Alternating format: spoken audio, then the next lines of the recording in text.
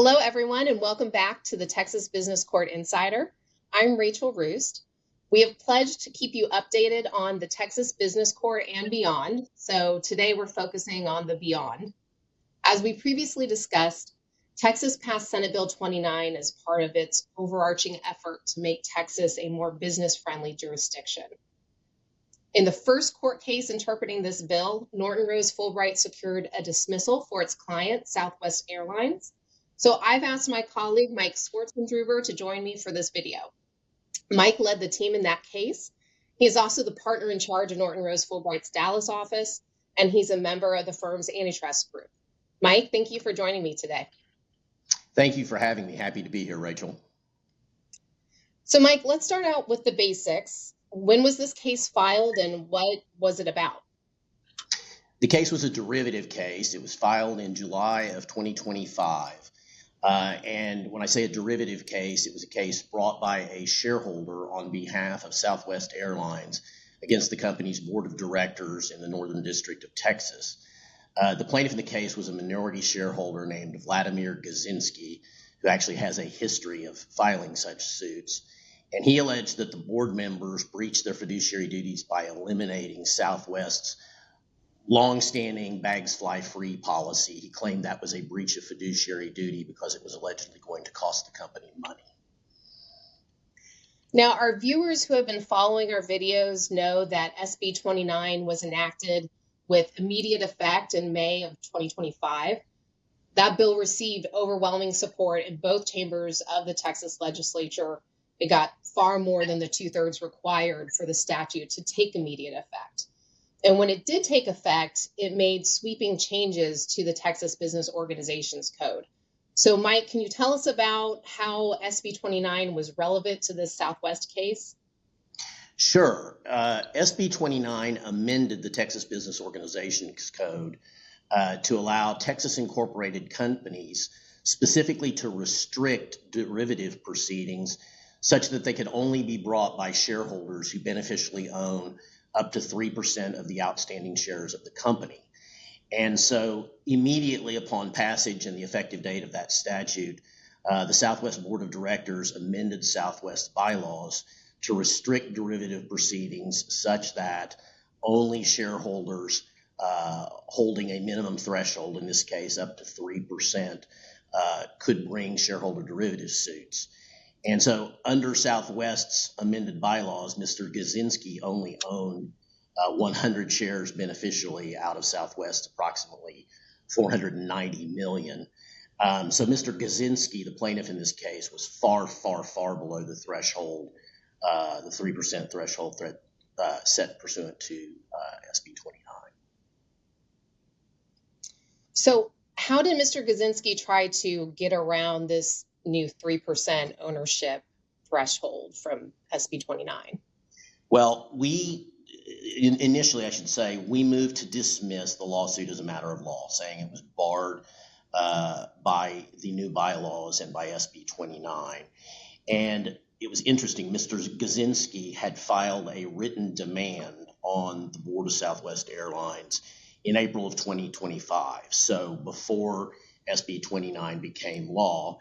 And he maintained that because he had made a written demand that he had vested rights and that he could actually go ahead and preserve his ability to sue, notwithstanding SB 29 and notwithstanding Southwest's board's amendment of the bylaws. And so that was how he tried to get around it, was to say that his demand sufficed. What did the court make of that argument? Well, the court rejected that based upon the plain language of the statute. And it's interesting, the Texas Business Organization Code specifically defines a derivative proceeding as a civil suit made in the right of a domestic corporation. And so we argued, and the court agreed, that a derivative proceeding refers to a lawsuit actually filed in court and not to a pre-suit demand letter. The court agreed with that, and it also went further in recognizing that the code clearly distinguishes between a written demand and the subsequent institution of a derivative proceeding. Specifically, the code provides that a shareholder may not institute a derivative proceeding until 90 days after the date a written demand is filed with the corporation. So the court recognized this distinction between a written demand and the institution of a derivative proceeding. The court held, therefore, that once the statute became effective on May 14 of 2025, it applied to all subsequent derivative lawsuits filed after that, or derivative proceedings, and thus that this case filed in July was too late and was subject to the prohibitions of the statute and Southwest bylaws. Was that Mr. Gazinski's only argument to get around this new 3% ownership threshold, or did he make other arguments? No, he made many other arguments. I'm not going to talk about all of those here.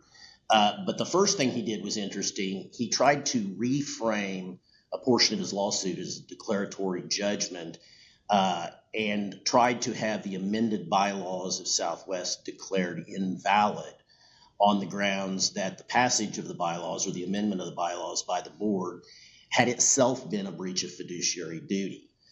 The court rejected this on multiple grounds, first finding that that claim was, of course, itself a derivative proceeding because fiduciary duties run to a corporation and not to the individual shareholders, and thus the very claim that there had been a second breach of fiduciary duty was also a derivative case. The court had already found that this derivative case was prohibited by the statute, and so therefore rejected Mr. Gazinski's declaratory judgment argument.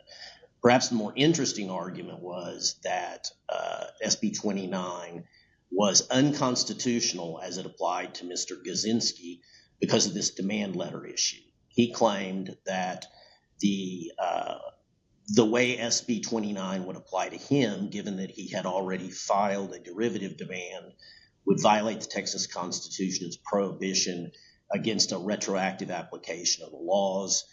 And the court rejected this argument again for several reasons. First, the court found, again, there was no proper derivative suit, only a derivative demand, and that vested no rights in Mr. Gazinski. Nonetheless, there's a traditional test for the retroactive application of law under the Texas Constitution.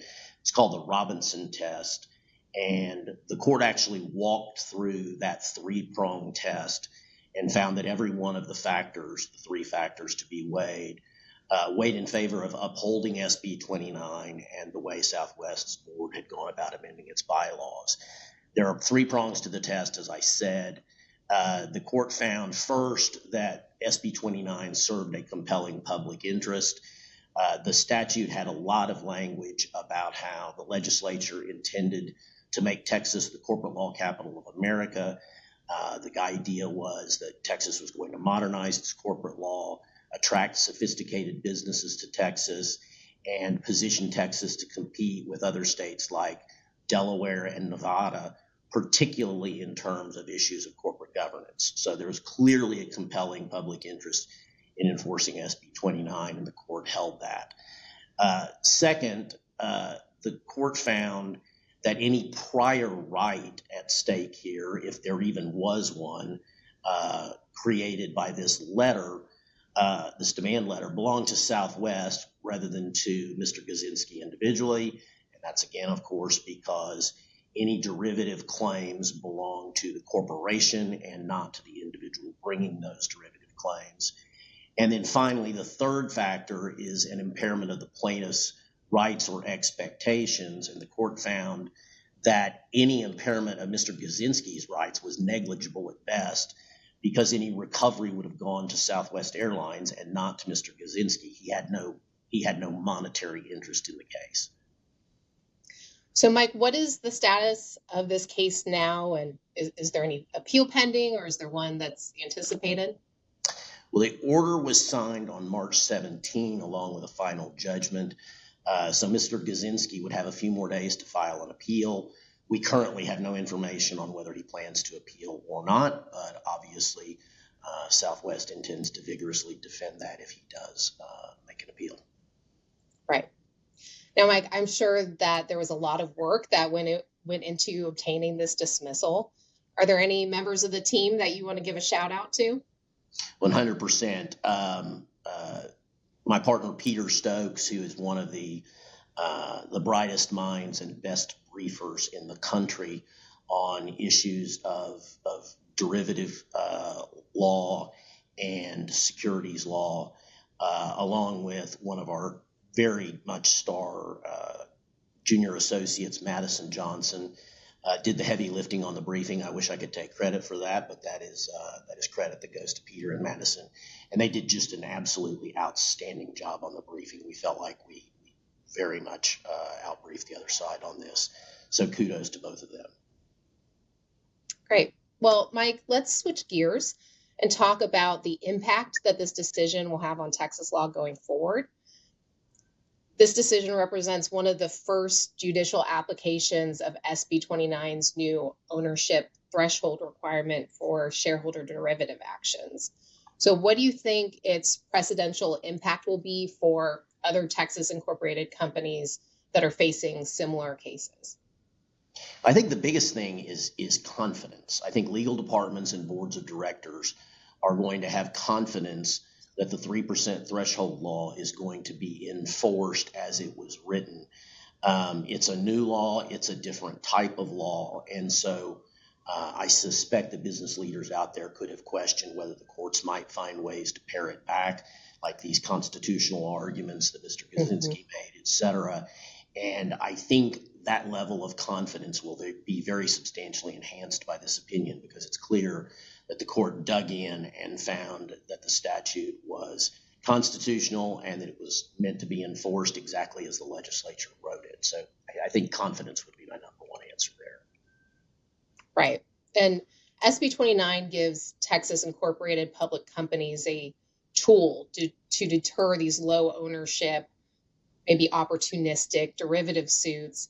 And as you've noted, this decision signals that courts are likely to enforce these provisions. So what advice would you give to boards and general counsel, maybe, who have not yet adopted ownership thresholds in their bylaws? Well, I think I never like to get into telling companies how to run their businesses, but I think it counsels in terms of boards of directors very seriously considering raising the thresholds of ownership in order to allow stockholders to take up huge amount of company time and resources by filing derivative claims. As you know, so many derivative claims are filed by these very low percentage shareholders, and yet the amount of time and effort and expense that imposes on the company is dramatic and is often completely outsized with the ownership interest of the shareholder in the company. And for that reason, it seems to me that it makes good sense for companies and their boards to strongly consider raising the ownership thresholds. Whether they want to go all the way to the 3% or perhaps something lower is probably something for debate. But I do think this statute and this development affords companies something that they should seriously consider if they're incorporated in Texas or considering incorporating in the state. Yeah. And Mike, you mentioned earlier that one of the ideas behind SB 29 was to allow Texas to compete with other states like Delaware. And I think this ruling supports the idea that Texas incorporated companies now have an advantage perhaps over Delaware incorporated companies that face derivative claims brought by small investors. Do you think this decision will meaningfully accelerate reincorporation from Delaware to Texas? And what factors do you think companies should weigh in making that decision? Well, I don't know that I would want to go so far as to say this decision alone is going to strongly influence companies, but I think it is part of a long line of modifications and enhancements to Texas corporate governance law that is going to cause companies to strongly think about being here. This shows that the courts are going to take the protections of Texas corporate governance law seriously, and along with a string of other issues. For example, the modifications to the Texas Business Organizations Act incorporated other things like codification of the business judgment rule. They've created this lower threshold or this threshold that companies can impose in order to avoid unnecessary derivative disputes. And those are all things that are now unique to Texas and arguably put it in a better light in relation to Delaware and places like Nevada. And I do think companies will look at that panoply of factors and think very hard about reincorporating in Texas. As we all have just recently read, ExxonMobil has decided and has recently reincorporated in Texas. And I think that's a prime example of very sophisticated companies looking very hard at what Texas has done to protect business interests. Right. And along those lines, another initiative that Texas has taken is creating the Texas Business Court, which we love to talk about on this Texas Business Court Insider series. So, Mike, I want to thank you for joining today and for sharing how you and your team secured this dismissal for Southwest. It's clear to me that this ruling will have an impact on shareholder derivative lawsuits to come. So I really appreciate your insights. 100%. Thank you for having me, Rachel. To our viewers, thank you for tuning in to this episode of the Texas Business Court Insider. Please be sure to like and subscribe to stay up to date with the latest news from the Texas business courts and beyond.